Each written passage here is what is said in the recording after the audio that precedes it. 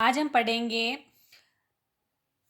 राजस्थान के मेले और त्यौहार, जो राजस्थान की कला में संस्कृति का सबसे महत्वपूर्ण टॉपिक है।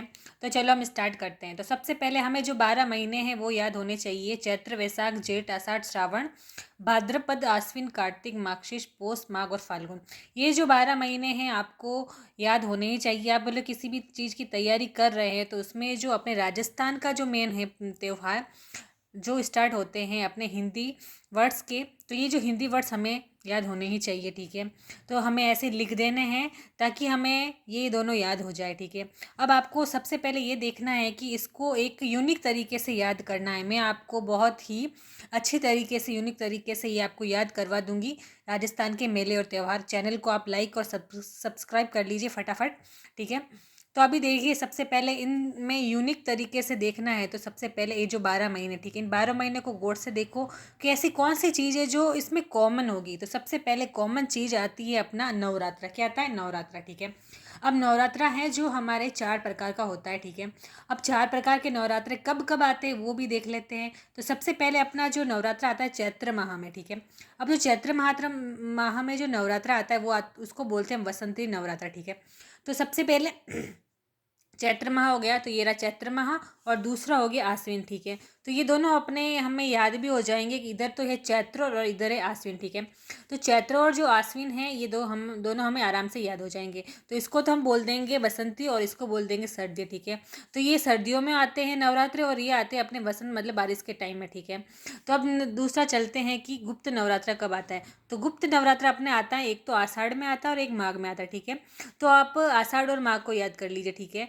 तो अब ये हो गया अपना नवरात्र। ठीक है, तो आपको क्या करना है कि सबसे पहले आपको जो भी चीज़ दे रखी है उसमें जो कॉमन चीज़ है उसको बाहर निकालो और उसको याद करो। ठीक है, तो अब ये नवरात्र तो हमने देख लिया। अब इसको अगर अगर हम त्यौहार याद करना है तो सबसे पहले हम देखेंगे कि ये सारे महीने हैं। जैसे कि श्रावण से स्टार्ट होते हैं, आपको पता ही है, आपने और वो सुना भी होगा कि तीज त्यौहार बावड़ी ले डूबी घनघोर, मतलब तीज से त्यौहार स्टार्ट हो जाते हैं।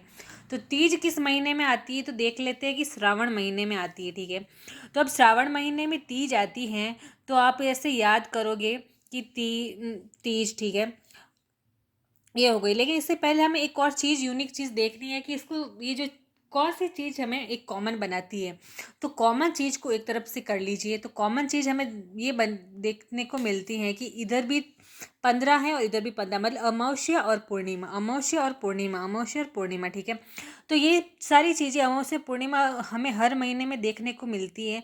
तो हमें इनको अलग कर ही लेना चाहिए। तो हमें अलग ना करें तो भी उसको एक गोला बना दो कि ये चीज़ बहुत ही यूनिक है।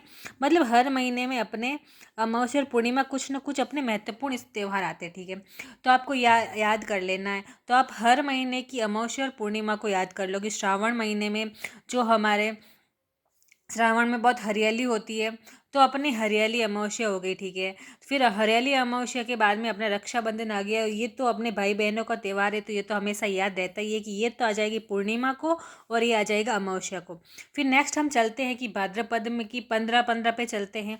तो भाद्रपद की जो 15 में है, तो ये भी देखो इधर तो आ जाएगा सती अमावस्या और इधर आ जाएंगे अपने श्राद्ध प्रारंभ हो जाते हैं। ठीक है, तो अभी जैसे कि मान लो भाद्रपद मतलब सब ज़्यादा से ज़्यादा त्यौहार हमने भाद्रपद में ही देखने को मिलेंगे। बाकी आपको इतने त्यौहार कहीं भी देखने को नहीं मिलेंगे। तो सबसे पहले आपको क्या करना है कि सारी जो जो अमावस्या पूर्णिमा है उनको याद कर लो। तो फर्स्ट की जो श्रावण की जो अमावस्या है वो तो हरियाली अमावस्या आ गई।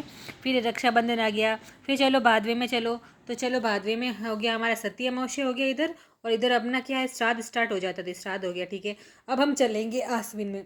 आश्विन में क्या होता है कि इस अमावस्या को क्या होता है, तो हमने ये देखा है कि ये जो अपना जो श्राद्ध है ना वो 16 दिन का होता है। ठीक है, तो इस पूर्णिमा को तो अपना श्राद्ध प्रारंभ होता है और इस अमावस्या को अपना श्राद्ध खत्म हो जाता है। और इसमें जो लास्ट वाला डे होता है श्राद्ध का उसको बोलेंगे थम्बोड़ा। ठीक है, तो अभी देखो इसमें आश्विन का ये चला गया लास्ट वाला 15, और इस 15 मतलब पूर्णिमा को हो जाएगा अपनी शरद पूर्णिमा। ये चीज़ आपको याद रख लेनी है।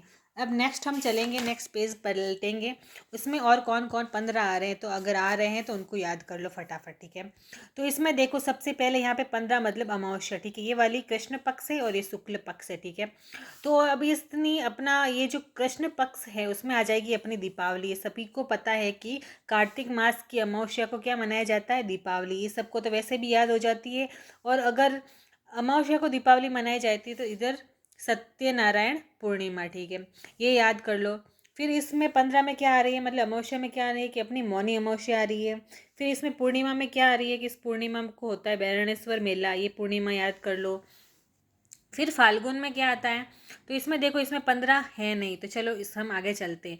इधर फाल्गुन की जो पूर्णिमा होती है उसमें होली आ गई। अब इसमें देखो इसमें भी नहीं है, और इसमें है हनुमान जयंती, ठीक है, तो ये हनुमान जयंती याद कर लो। फिर इसमें भी नहीं है और इसमें है ये बुद्ध पूर्णिमा हो गई। फिर इसमें नहीं है, नहीं सॉरी, इसमें भी नहीं है, और जेठ हो गया। फिर इसमें भी नहीं है, सब लास्ट में जाके आषाढ़ में है ये गुरु पूर्णिमा। तो आप क्या करोगे, जो जो चीज़ कॉमन है उनको याद कर लो, ठीक है। तो यहाँ पे देखो जैसे कि ये 2 महीने होते हैं मार्गशीर्ष और पोष, ठीक है। ये 9 और 10वां, 9वां और 10वां मैंने नहीं लिखा है यहाँ पे कहीं पे भी बीच में। ये देखो कार्तिक के बाद में क्या आता है, मार्गशीर्ष, और फिर आता है पोष, ठीक है। तो ये चीज़ें मैंने यहाँ पे नहीं लिखी है। कार्तिक के बाद में मैंने डायरेक्ट क्या लिख दिया है, माघ लिख दिया है। तो मैंने यहाँ पे ये क्यों नहीं लिखा, क्योंकि ये जो त्यौहार हैं मार्गशीर्ष और पोष में कोई भी इतने त्यौहार नहीं आते, इसको लिए मैंने इसको स्किप कर दिया है। और यहाँ पे कोई भी इतना महत्वपूर्ण त्यौहार आता भी नहीं है, और एग्ज़ाम में भी इतना नहीं पूछते हैं। अगर पूछते हैं तो आपको क्या पूछ लेंगे, देखते हैं। अगर आपको पूछ भी ले तो आपको क्या पूछेंगे, ये इस बुक के अंदर देख लेते हैं हम। इस बुक में हम देखते हैं कि क्या पूछते हैं। ये रहा, ठीक है। देखो मार्गशीर्ष और पोष माह में कोई त्यौहार नहीं आते, लगभग नहीं आते हैं। फिर भी अगर हमें पता है तो मैंने कहीं से सर्च वर्च करके ये यहाँ पे आपको बताया, ठीक है। तो ये देखो सप्तमी काला भैरव जयंती, फिर दूसरा हो गया भगवान शिव भैरव के रूप में अवतरित, ठीक है, तो ये वाला हो गया। फिर पोष माह में सुइया मेला का बढ़ता है, सोमवती अमावस्या होती है, चौहटन बाड़मेर अर्धकुंभ, ये चीज़ आपको याद कर लेनी है, ठीक है। तो ज़्यादातर तो इसमें नहीं आते। तो चलो हम अपने टॉपिक पे सही से चलते हैं, ठीक है। तो हमने सबसे पहले अपना नवरात्रा कर लिया है, और हमने अपना जो भी अमावस्या है और जो पूर्णिमा है वो भी अपने याद कर ली है। तो अभी नेक्स्ट हम चलते हैं कि ये जो भी त्यौहार है वो हम आगे से आगे पढ़ते जाते हैं। तो श्रावण मास में क्या आ गया, सबसे पहले नाग पंचमी आ गई, निडरी नवमी, और फिर अमावस्या, तो ये याद कर लेना। फिर आते छोटी तीज आती है, फिर रक्षाबंधन आता है, ठीक है। फिर भाद्रपद में बड़ी तीज आती है जो बूंदी की सबसे फेमस है, और उपछठ आ जाती है। और फिर आता है कृष्ण जन्माष्टमी, फिर आता है गोगा नवमी, फिर आते बछ बारस, फिर आती सती अमावस्या। फिर यहाँ पे बाबेरी बीज आ जाएगी, गणेश चतुर्थी आ जाएगी, ऋषि पंचमी आ जाएगी, देवनारायण जी का मेला आ जाएगा, राधा अष्टमी आ जाएगी, तेजा दशमी आ जाएगी, जल जूलनी एकादशी आ जाएगी, अनंत चतुर्दशी आ जाएगी, और श्राद्ध प्रारंभ हो जाएंगे यहाँ से, ठीक है। अगर यहाँ से श्राद्ध प्रारंभ होते हैं तो जैसे ही श्राद्ध आए तो आपके दिमाग में सबसे क्या बैठना चाहिए कि श्राद्ध कितने दिन के होते हैं, 16, मतलब यहाँ से स्टार्ट होते हैं और ये पूरे 15 दिन, सब में ये दोनों मिला के हो जाएंगे 16 दिन। तो श्राद्ध में कुल 16 दिन होते हैं, ये भी आपको काउंट करना है साथ में, ठीक है। ये आश्विन में। अब आश्विन के बाद की ये जो कृष्ण पक्ष होता है पूरा श्राद्ध में चला जाता है। यहाँ इस श्राद्ध में कोई भी शुभ काम नहीं होता है, यहाँ पे सांझी की पूजा की जाती है, ठीक है। अब दूसरा है शरद नवरात्रा। अब शरद नवरात्रा जैसे कि आश्विन में मैंने जैसे ही पढ़ाया था ना, ये सबसे पहले कि चैत्र में तो बसंत नवरात्रा आ जाएगा, और फिर आश्विन में आ जाएंगे शरद नवरात्रा, ठीक है। चलो यहाँ पे आते हैं। फिर आता है दुर्गाष्टमी आती है, फिर दशहरा आता है, फिर शरद पूर्णिमा आती है। ये कंटिन्यू चलते हैं, फिर आगे देखते बढ़ते हैं। फिर अपने कार्तिक में क्या आती है, तो कार्तिक बहुत ही व्रत वाले दिन होते हैं, मतलब किसी और के लिए व्रत किए जाते हैं। जैसे कि मान लो करवा चौथ है, तो करवा चौथ किसके के लिए की जाती है, पत्नी अपने पति की लंबी उम्र के लिए करती है। और अहोई अष्टमी की जो व्रत होता है वो माता अपने पुत्र की लंबी आयु के लिए करती है। फिर धनतेरस आ गई। धनतेरस धन्वंतरी देवी का होता है, यहाँ पर नए बर्तन वगैरह सामान लेने को शुभ माना जाता है। रूप चतुर्दशी होगी जिसे हम छोटी दिवाली कहते हैं। फिर आ गई दीपावली अपने लिए, ये रही दीपावली। ये तो अपना ये महीना बहुत ही शुभ माना जाता है। फिर देखो इधर दूसरे दिन गोवर्धन पूजा करते हैं हम, भाई दूज, इसमें बहन अपने भाई की लंबी उम्र के लिए व्रत करती है। फिर गोपाष्टमी आ गया, आंवला नवमी आ गया, फिर आती है देव उठनी 11वीं, फिर सत्यनारायण पूर्णिमा, ये सारी इसके अंदर आ गया। अब आगे बढ़ते हैं माघ।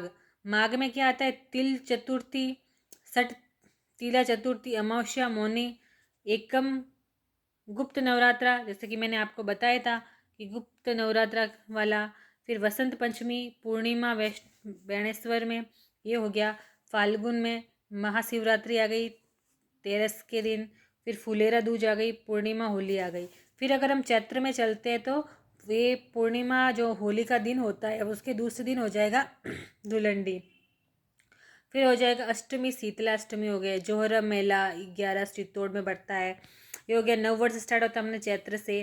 फिर गणगौर। अब गणगौर यहाँ पे तीज में कैसे है? तो इस चैत्र की कृष्ण पक्ष की जो तृतीया है वहाँ से लगाकर ये शुक्ल पक्ष की तृतीया तक गणगौर की पूजा की जाती है। फिर ये जो तीज होती है ना, इस दिन गणगौर खत्म होता है, ठीक है। फिर है ना इस यहाँ पे पूजा की जाती है गणगौर की। अब जैसलमेर में इसर बिना इसर की पूजा की जाती है। वो कब की जाती है? चैत्र शुक्ल चतुर्थी को। और चैत्र शुक्ल पंचमी को किस गणगौर कहाँ पे गणगौर की पूजा की जाती है? नाथद्वारा में। और फिर आता है अशोकाष्टमी आता है, फिर रामनवमी आता है, फिर हनुमान जयंती आ जाती है अपनी, ये तो जो अपने पहले पढ़ दिया था 15-15 वाला। फिर वैशाख में ढींगा गवर। अब ये जो गवर है मतलब गणगौर वाला यहाँ से स्टार्ट होता है और थोड़े थोड़े टुकड़ों में यहाँ पे अलग अलग जगह। ये जोधपुर का फेमस है ढींगा गवर। फिर आता है अक्षय तृतीया, जहाँ पे अबूझ समा होते हैं, बहुत ज़्यादा बाल विवाह इस टाइम होते हैं। फिर बुद्ध पूर्णिमा हो गई। फिर आते हैं अपने ज्येष्ठ में। ज्येष्ठ में देखो इधर अमावस्या हो गई और इधर 10वीं को गंगा नवमी हो गई और निर्जला एकादशी हो गई। फिर आता है अपना आषाढ़। आषाढ़ में इस तरफ कुछ भी नहीं है। और शुक्ल पक्ष में देखो क्या क्या होता है। शुक्ल पक्ष में होता है एक एकम गुप्त नवरात्रा प्रारंभ। नवमी को क्या हो जाएगा? बदलियन नवमी, देव सयनी एकादशी, और फिर अपना लास्ट में ख़त्म हो जाता है गुरु पूर्णिमा। अब 9वां और 10वें में ऐसा कुछ है नहीं, तो ठीक है। ये रहे आपके मेले और त्यौहार, आपने बहुत अच्छी तरीके से पढ़े होंगे। तो अगर आपको अच्छा लगा हो तो चैनल को लाइक करो, सब्सक्राइब करो। देखने के लिए थैंक यू।